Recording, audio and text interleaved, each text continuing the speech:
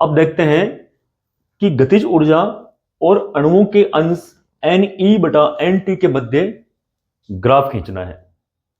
यह ग्राफ क्या दर्शाता है, इसके बारे में हम स्टडी करेंगे। तो देखो, जो अभिक्रियक स्पीशीज है उनके जो सारे अणु हैं उन सबकी गतिज ऊर्जा बराबर नहीं होती है, सबकी अलग अलग होती है। तो देखो, तो दो वैज्ञानिक थे, एक था लडविग बोल्ट्जमान और दूसरा था जेम्स क्लार्क मैक्सवेल। इन्होंने क्या किया कि अधिक संख्या में अणुओं के व्यवहार को जानने के लिए सांख्यिकी यानी स्टैटिक्स का प्रयोग किया, क्योंकि सबका जो जितने भी अणु थे अभिक्रियक में सभी की गतिज ऊर्जा अलग अलग थी। तो उनके व्यवहार को जानने के लिए इन दो साइंटिस्टों ने सांख्यिकी का प्रयोग किया। अब देखें, इसके अनुसार गतिज ऊर्जा का जो वितरण है अणुओं में वो इस प्रकार है। देखो यहां पर कि अणुओं के अंश Ne/Nt। तो पहले ये देख लो कि Ne क्या है। Ne जो है वो ऊर्जा E से युक्त अणुओं की संख्या है। अभिक्रियकों में जो अणु है उनमें जो E ऊर्जा वाले जो अणु है उनकी संख्या Ne है, और टोटल जितने भी अणु हैं उनकी संख्या यानी कुल अणुओं की संख्या Nt है। तो इनका जो अनुपात है इसे कहते हैं अणुओं का अंश। तो इनके बीच में और गतिज ऊर्जा के बीच में एक ग्राफ बना के की। तो देखो, ये जो ग्राफ है अब ये किस प्रकार प्लॉट किया गया है, किस प्रकार बनाया गया है, वो थोड़ा सा यहां पर देख लेते हैं।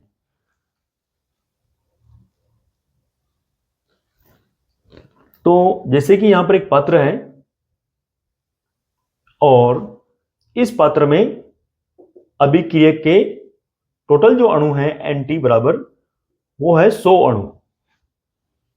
टोटल अणु 100 है इसके अंदर, और सभी की जो गतिज ऊर्जा है वो अलग अलग है। तो देख लेते हैं कि जो ऊर्जा है ये मान लेते हैं सही, ये इस ग्राफ को समझने के लिए बता रहे हैं यहां पर। तो जैसे कि E1 जो ऊर्जा है उसका मान है 1 जूल, E2 है उसका मान है 2 जूल, E3 जो ऊर्जा है उसका मान है 3 जूल, E4 का है 4 जूल, E5 का है 5 जूल। ये हमने 5 प्रकार की ऊर्जाएं मान ली यहां पर, ये ऊर्जा वाले अणु इसके अंदर है। अब देखो, 1 जूल ऊर्जा वाले जो अणु हैं उनकी संख्या जो है वो मान लेते हैं यहां पर 10 है, और E5 का मान जो 5 जूल है, इतनी ऊर्जा वाले अणु की संख्या भी मान लो 8 है।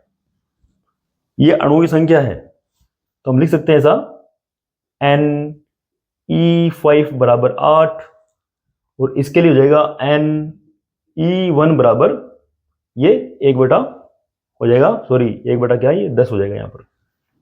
और 3 जूल ऊर्जा वाले जो अणु हैं उनकी संख्या है Ne3 बराबर, ये कर लो 70 कर लिया हमने, बाकी और भी चल रहे हैं यहां पर। तो देखो टोटल कितने हमारे पास में, टोटल है 100। तो यहां पर जैसे जैसे ऊर्जा का मान बढ़ाएंगे, यहां पर ये ऊर्जा का मान बढ़ रहा है, यहां पर 0 जूल है, यहां पर 1 जूल है, 2 3 4 5 6 7 8, ये ऊर्जा इधर बढ़ती है रहेगी। तो देखें, हमें Ne/Nt करना है, तो इसके लिए अगर हम अनुपात निकालें तो मिलेगा हमें इसका मान Ne बटा जो Nt है उसका मान मिलेगा 10/100, यानी 1/10 मिलेगा। और इसके लिए निकालें तो मिलेगा हमें 8/100, और इसके लिए निकालें तो मिलेगा हमें 70/100। तो ये सबसे ज्यादा मिला हमें। तो जैसे जैसे इनकी संख्या बढ़ेगी ये ग्राफ जो है वो इसे बढ़ता रहेगा, और यहां पर जो है वो E3 बराबर 3 जूल वाले जो अणु हैं उनकी संख्या ज्यादा है, तो यहां पर ये 3 जूल है यहां पर गतिज ऊर्जा का मान, और ये मान यहां पर आया है। हालांकि ये सारे मान माने समझने के लिए और इनके बीच में ये ग्राफ जो है बढ़ता जाएगा। तो यहां तक ये ग्राफ बढ़ेगा। तो जो आ रही है अति संभाव्य गतिज ऊर्जा है यहां पर, इसका मतलब है कि ज्यादा जो प्रोबेबिलिटी है, प्रायिकता है गतिज ऊर्जा वाले अणुओं की, इस गतिज ऊर्जा वाले अणुओं की, वो इस पात्र के अंदर ज्यादा है। और 70 से जो ये 3 जूल वाले जो अणु हैं, इससे कम ऊर्जा वाले अणु और इससे अधिक ऊर्जा वाले अणुओं की संख्या भी कम है। ध्यान देना, E3 बराबर 3 जूल है, सबसे ज्यादा अणु इतने हैं, यानी 3 जूल ऊर्जा वाले अणु ज्यादा है, उनकी संख्या ज्यादा है, तो वो मान हमें अधिकतम मिलेगा। और 3 जूल से कम ऊर्जा वाले अणुओं की संख्या इससे 70 से कम है, और 3 जूल से ज्यादा वाले जो अणु है उनकी संख्या भी कम है। तो दोनों तरफ ये ग्राफ जो है वो नीचे जाएगा। अब देखो, मान लो E6 बराबर 8 जूल है और ये इसकी सक्रियण ऊर्जा है। तो सक्रियण ऊर्जा यहां मिलेगी हमें, जैसे कि ये ले लिया हमने, ये लाइन खींच दी, तो ये EA हो जाएगा सक्रियण ऊर्जा। तो सक्रियण ऊर्जा वाले जो अणु हैं वो कितने होंगे? वो लगभग मान लो कि भाई 6 अणु होंगे। Ne6 का मान हो जाएगा 6 हो जाएगा। तो ये 6 अणु जो है ये ही संगठ करके उत्पाद बना सकते हैं, मध्यवर्ती बना सकते हैं। बाकी वाले पीछे वाले जो है वो अभिक्रिया नहीं कर सकते। तो यहां पर जो ये क्षेत्रफल आ रहा है, यहां पर ये जो क्षेत्रफल आ रहा है ये दिखाएगा अभिक्रिया के वेग को, ये क्षेत्रफल है। तो ये वाला मामला है। अब अगर बात करते हैं ताप की, तो ताप बढ़ेंगे तो क्या होगा? तो ताप बढ़ाने पर क्या होगा? जितने भी इसके अंदर जो अणु हैं उन सभी की ऊर्जा बढ़ जाएगी। जैसे कि यहां पर तापमान बढ़ाने से पहले 3 जूल वाले अणुओं की संख्या सबसे ज्यादा थी बढ़ाने से पहले, और तापमान बढ़ा दिया हमने, मान लो 10 डिग्री सेल्सियस तापमान बढ़ा दिया, तो क्या होगा? अब इन सब की ऊर्जा बढ़ गई और 5 जूल वाले जो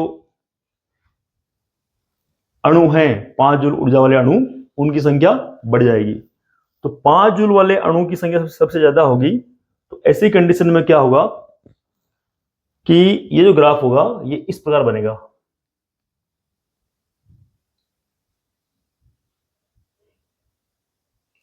इस प्रकार बन जाएगा ये, यानी जो अति संभाव्य गतिज ऊर्जा वाला बिंदु है वो इस तरफ शिफ्ट हो गया, अभिक्रिया की तरफ, ज्यादा ऊर्जा वाले भाग की ओर शिफ्ट हो गया।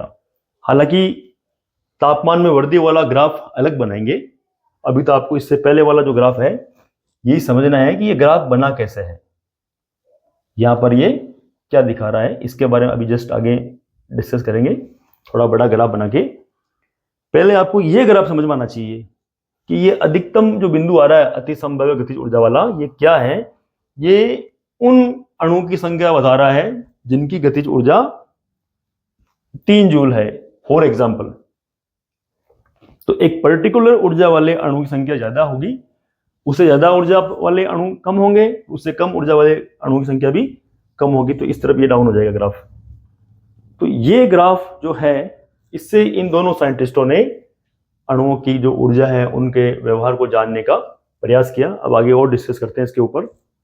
तो देखें, यहां पर जो ये वक्र दिख रहा है, यहां पर ये T ताप पर है, और ये जो शीर्ष है यहां पर जो हमने पढ़ा था अति संभाव्य गतिज ऊर्जा जो है उनका मान ज्यादा, यानी उन अणुओं की संख्या ज्यादा है जिनकी एक फिक्स गतिज ऊर्जा है। जैसे कि यहां की बात करें तो इतनी गतिज ऊर्जा वाले, जैसे कि यहां से इस तरफ जो बढ़ रहा है ये गतिज ऊर्जा बढ़ रही है, तो यहां पर जितनी गतिज ऊर्जा है उस मान वाले अणुओं की संख्या सबसे ज्यादा है।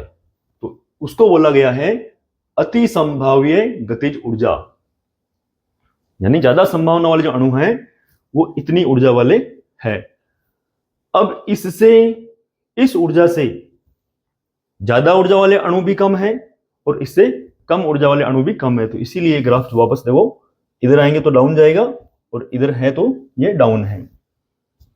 अब यहां पर दर्शाया गया है ई ए, तो ई ए क्या है, ये सक्रियण ऊर्जा है। तो यहां पर सक्रियण ऊर्जा यहां पर है, तो अब यहां पर है तो यहां पर देखो पहले वाले ग्राफ की बात करें, ये टी ताप वाले, तो यहां पर इसकी जो संख्या है वो इतनी है ओनली 4, तो इतनी ही है, तो वो संख्या कम है, तो कम है तो अभिक्रिया वेग भी कम रहेगा, यानी जितने कम अणु रहेंगे, जितनी कम सांद्रता रहेगी, उसका वेग जो है उतना ही कम रहेगा। अब देखो, अब क्या किया हमने, इसका ताप बढ़ा दिया, ताप में बढ़ोतरी कर दी 10 डिग्री सेल्सियस की।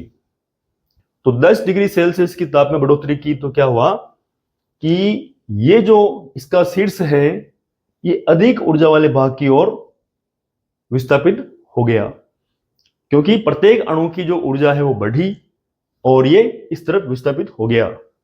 अब ध्यान देना, इस वाले वक्र का क्षेत्रफल और इस वाले वक्र का क्षेत्रफल हमेशा बराबर रहता है, बस उसकी आकृति जो है वो चेंज हो सकती है। तो यहां पर ये इस तरफ स्थानांतरित हो गया जब इसका तापमान बढ़ाया हमने 10 डिग्री से। तो अब जो यहां पर जो ये सक्रियण ऊर्जा थी ई ए, उसके मान वाले जो परमाणु या अणु जो भी है उनकी संख्या है वो इतनी हो गई, और ये जो क्षेत्रफल है ये वाला, ये क्षेत्रफल पहले की तुलना में डबल हो गया। तो पहले की तुलना में क्षेत्रफल डबल हो गया, इसका मतलब अभिक्रिया का वेग भी डबल हो गया। तो ये जो क्षेत्रफल है ये अभिक्रिया के वेग को दर्शाता है। तो जितना क्षेत्रफल टी ताप पर था उससे दुगुना हो गया टी प्लस 10 डिग्री यानी 10 डिग्री ताप पर। तो ये क्षेत्रफल डबल हो गया, तो दर्शाता है कि आपने ताप में 10 डिग्री सेल्सियस की बढ़ोतरी की तो उसके अभिक्रिया वेग में दुगुनी वृद्धि हो गई, तो ये क्षेत्रफल दुगुना है।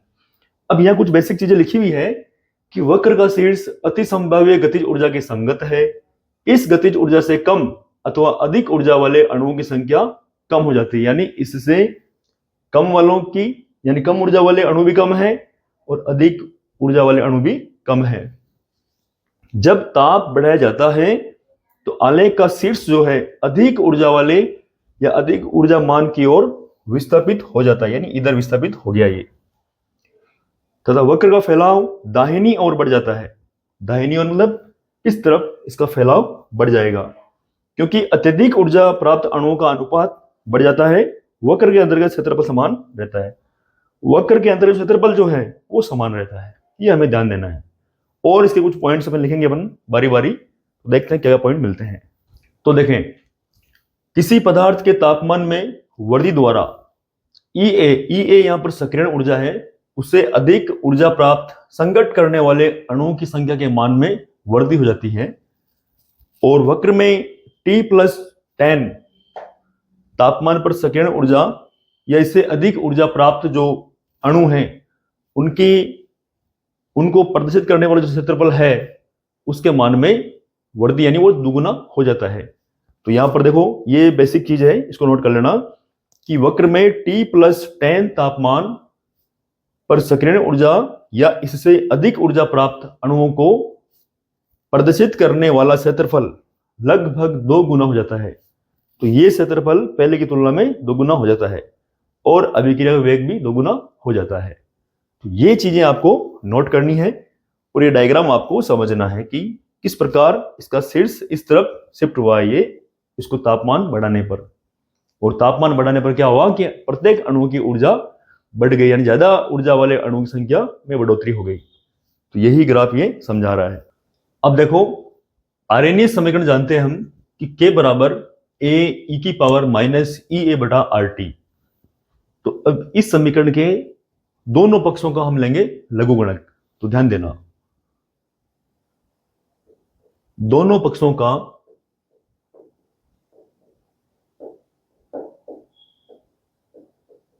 लघुगणक लेने पर क्या मिलेगा हमें, ln K बराबर ln a e की पावर माइनस ई ए बटा आर टी, ये लिया हमने। अब हम जानते हैं कि जो log m गुणा n का जो फॉर्मूला होता है, ये ln जो है वो log आधार e वाला है, यानी नेचुरल लघुगणक। तो log e लिखो आधार में, चाहे ln लिखो, दोनों एक ही बात है।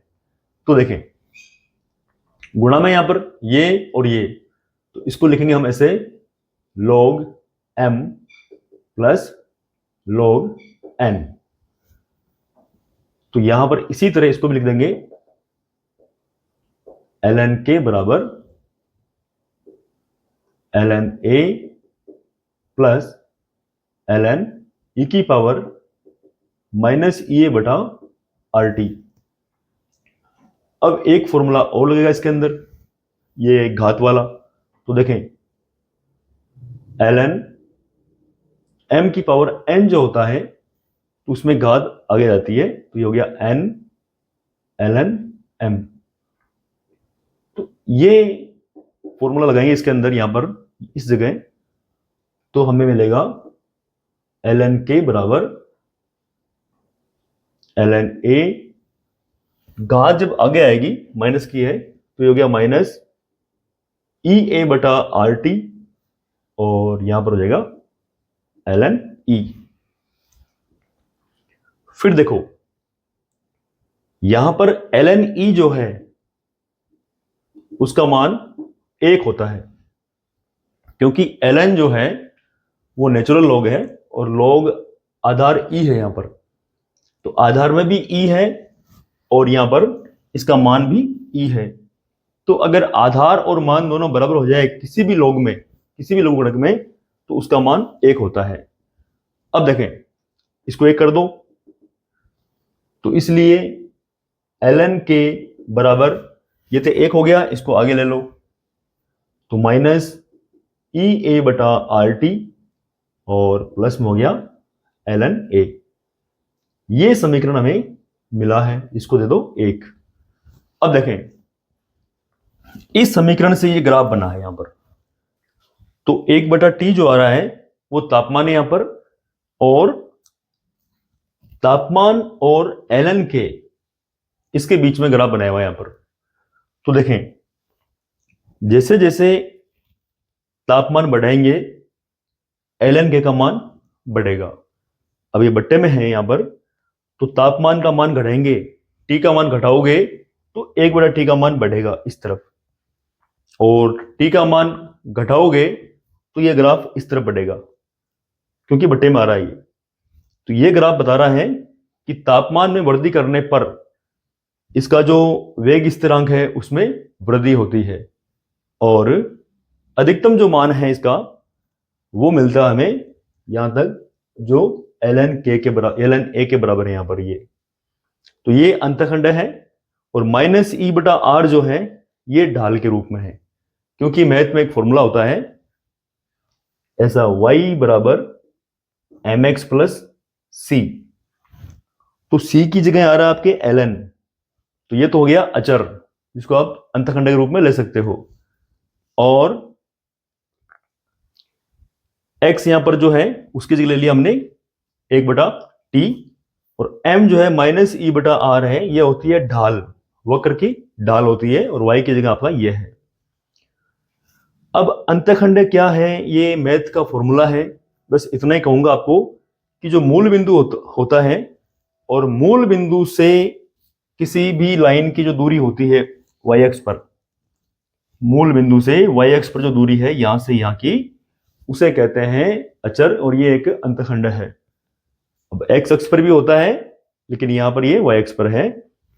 तो ये तो हो गया अंतखंड, मूल बिंदु से इसकी दूरी, और माइनस ई बटा आर जो है ये हो गई इस वक्र की ढाल। तो ढाल जो है वो नेगेटिव है, माइनस आ रहा है, और ये दर्शाता है ग्राफ कि तापमान में वृद्धि करने पर ln के मान में वृद्धि हो रही है। अब यहां पर आप कंफ्यूज मत होना कि 1/t जो है ये कब बढ़ेगा, बटे वाले t का मान कब बढ़ेगा, कि जब t का मान कम करें। जैसे कि यहां बात करें हम 1/t है, हमने बटे में कर दिया 10, तो ये हो गया 0.1। 1/t है, हमने t का ले लिया मान 100, तो ये हो गया 0.01। 1/t है, हमने ले लिया 1/1000, तो ये हो गया 0.001। तो क्या देख रहे हैं हम कि जैसे जैसे t का मान बढ़ा रहे हैं वैसे वैसे ये जो मान है 1/t का मान वो घट रहा है। तो घट रहा है तो वो इस तरफ जा रहा है, और जैसे जैसे t का मान बढ़ रहा है वैसे वैसे ln k का मान भी बढ़ रहा है। तो यहां पर ये कंफ्यूज होने की जरूरत नहीं है, थोड़ा ग्राफ को ध्यान देना कि 1/t जो है वो कब घटेगा और कब बढ़ेगा। अब 1/t का मान कब बढ़ेगा, जब हम t का मान घटाएंगे। जैसे कि 1000 से 100 किया तो इससे बड़ा ये है, 100 से 10 किया तो इससे बड़ा ये है। तो इस प्रकार ये ग्राफ यूं चल रहा है, तो ये मान भी आपके ऐसे आगे बढ़ रहा है, ये आपको ध्यान देना है। और इसके बाद देखेंगे हम कि अलग अलग तापों पर T1 और T2 ताप पर क्या हमें जो वेग स्थिरांक प्राप्त होता है वो देखते हैं अभी। अब देखते हैं T1 ताप पर इसका समीकरण क्या बनता है और T2 ताप पर क्या बनता है। तो देखते हैं पहले T1 ताप पर ये मिलेगा हमें ln K1 बराबर -EA/RT1 प्लस ln A, इसको दे दो समीकरण नंबर 2। तथा T2 ताप पर हमें मिलेगा ln K2 बराबर -EA/RT2 प्लस ln A, ये समीकरण 2 है। तो इससे हम इन दोनों समीकरण से हम K1 और K2 का गिनना या इसका मान निकाल सकते हैं। तो देखें समीकरण ये 3 है, 3 से 2 को घटाने पर, तो 3 से 2 को घटाएंगे तो 3 में ये है ln K2 माइनस 2 में ये है ln K1 बराबर, इधर है अपने पास में -EA/RT, 2 कर दो क्योंकि 2 है यहां पर, प्लस ln A। अब घटा क्या रहे हैं, घटा ये रहे हैं, तो इसको माइनस करेंगे तो माइनस वाला प्लस हो जाएगा और प्लस वाला माइनस हो जाएगा। तो ये हो गया तुम्हारे पास में प्लस का EA/RT1 माइनस ln A। तो ये और ये तो कट गया और ये दोनों बच गए। तो देखो अब ln K2 minus ln K1 minus में आ रहा है, तो इसको हम लिख सकते हैं ऐसे ln K2/K1। ये एक फॉर्मूला है इसका कि हम इसको अगर माइनस में है, जैसे कि ये सूत्र है इसका, ध्यान रखना ln m/n है तो हम ln m minus ln n इसको लिख सकते हैं, सूत्र है ये। तो ये सूत्र लगाया इसके अंदर। अब इनमें से कॉमन क्या आ रहा है, इनमें से कॉमन आ रहा है EA/R। अंदर क्या बचेगा, अंदर बचेगा एक तो प्लस का 1/t, तो 1/T1 माइनस 1/T2। आगे लिखेंगे इसको ln K2/K1 बराबर EA/R, इसका एलसीएम ले लो तो T1 T2 ये इससे गुणा होगा, T2 माइनस T1 हो जाएगा ये। अब यहां पर क्या करेंगे, इसकी आधार E है तो आधार चेंज करेंगे अगर हम, तो मिलेगा हमें log,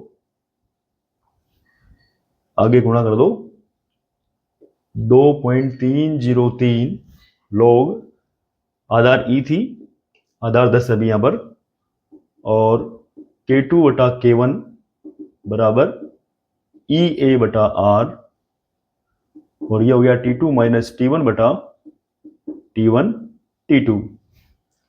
इसको इधर लाएंगे इसके बट्टे में, तो ये हो जाएगा log आधार 10 है यहां पर K2 बटा K1 E A बटा 2.303 R और गुणा में क्या है यहां पर T2 माइनस T1 बटा T1 T2। तो ये फाइनल फॉर्मूला हमारे पास में मिला है। और K1 K2 क्या है? K1 तो ताप T1 पर वेग स्थिरांक है और T2 ताप T2 ये K2 जो है वो ताप T2 पर वेग स्थिरांक है। तो ये फाइनल फॉर्मूला मिला है जो हमें याद रखना है। बाकी ये सिंपल स्टेप आपको ध्यान रखनी है। बस ln में क्या है, आधार E होता है जिसको नेचुरल लॉग बोलते हैं, और इसको अगर आप आधार 10 में कन्वर्ट करोगे तो आगे 2.303 गुणा करना पड़ेगा। फिर इसको इधर बट्टे में ले आओ, क्योंकि पीछे की जो सारणियां हैं लघुगणक वाली टेबल देखते हैं तो वो टेबल आधार 10 के अकॉर्डिंग ही है, तो इसलिए इसको कन्वर्ट करना जरूरी होता है। इसी के साथ ये टॉपिक कंप्लीट हुआ।